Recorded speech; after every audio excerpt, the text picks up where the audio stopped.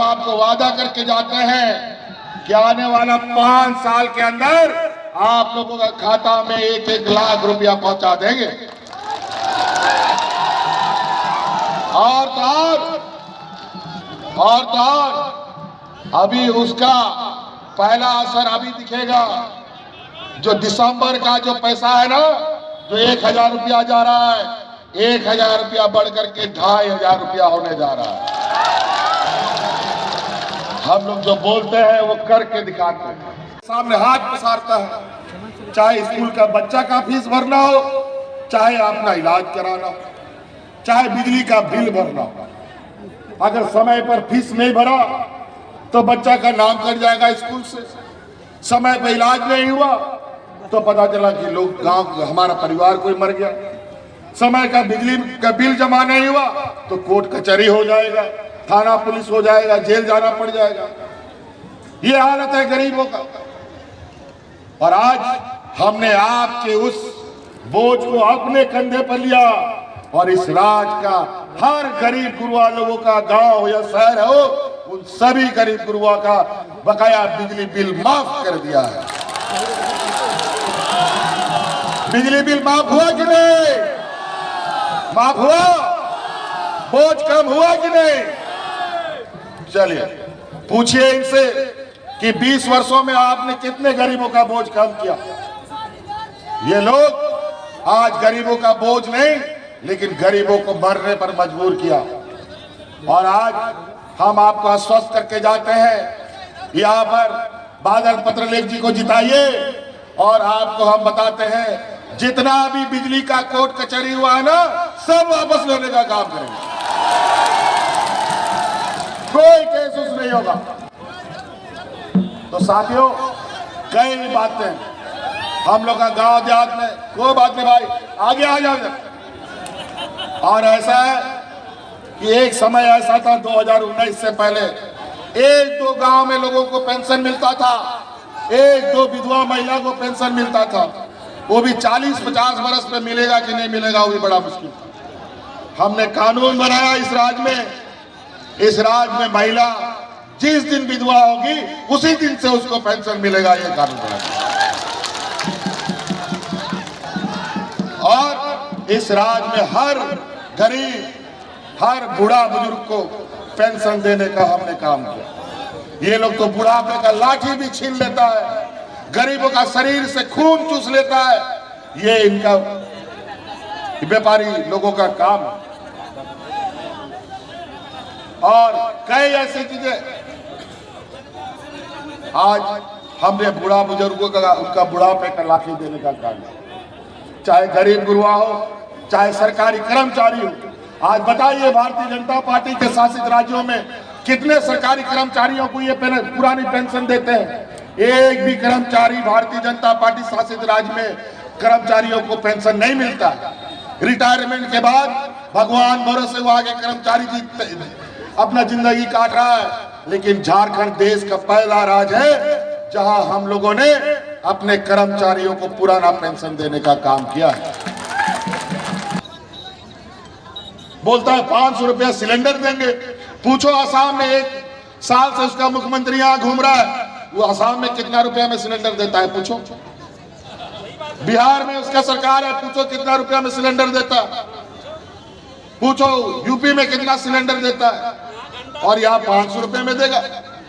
आपको जुमला, आपको लॉलीपॉप दिखा रहा है।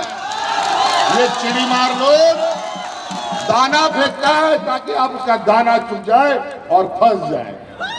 ध्यान रखिएगा इन लोगों को, ये लोग बहुत होशियार है। सिर्फ जात धर्म के नाम पर उन्हीं का बड़ा बड़ा नेता कहता है जाति पर नहीं, विकास पर वोट होना चाहिए। और ये लोग, उनमें ऐसे लोग हैं जो सिर्फ जात धर्म पर वोट। लोगों ने यह संकल्प लिया है कि ये फिरकाप्रस्त लोग, ये एनडीए की जमात को जरमुंडी विधानसभा से नहीं, पूरे झारखंड प्रदेश से खदेड़ने का काम करना है। ये लोग हमारे बीच में जहर का बीज बोते हैं, समाज तोड़ता है, घर परिवार तोड़ता है और हमें अलग अलग बिखेर के रखता है। आज ये हमारे विपक्ष के लोगों के पास गरीब गुरुआ देश की जनता के लिए उनके विकास कार्यों का एक भी योजना ये नहीं बता सकते कि यहाँ के आदिवासियों को, यहाँ के दलितों को, यहाँ के पिछड़ों को, यहाँ के अल्पसंख्यक को क्या इन्होंने दिया है। महंगाई, नोटबंदी जैसे कई ऐसे कोड़े देश के गरीबों पर मारा कि आज देश के लोग अपने पैरों पर खड़ा नहीं हो पा रहे। आज महंगाई आसमान छू रहा है। देख रहे होंगे, मैंने आज ही अखबार में पढ़ा, विगत 5 साल में रिकॉर्ड बढ़ोतरी हुई महंगाई में। 48-50% बढ़ गया महंगाई का।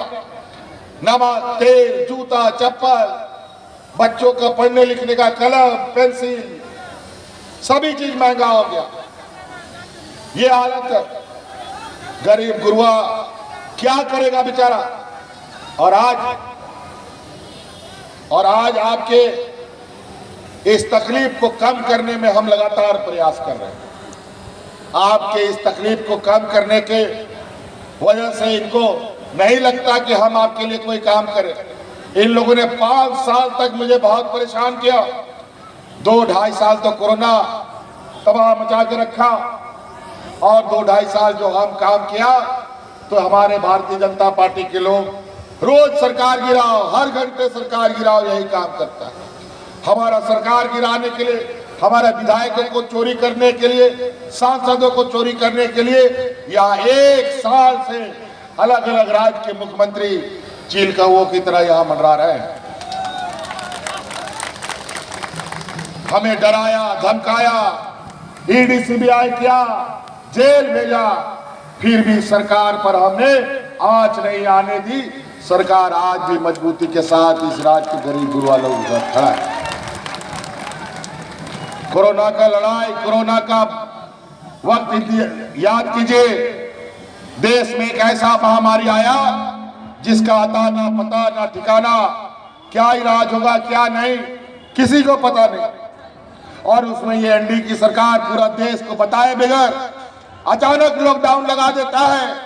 हाट बाजार, गाड़ी मोटर, मंदिर मस्जिद, स्कूल कॉलेज सब बंद, कुछ नहीं चलता था।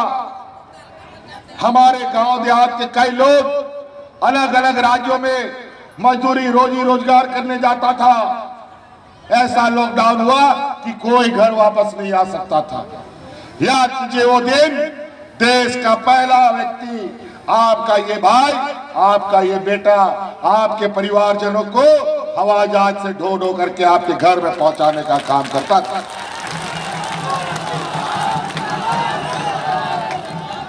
जिसके पैर में हवाई चप्पल नहीं था, उनको हम हवाई जहाज में ढो करके लाया और घर पहुंचाने का काम किया।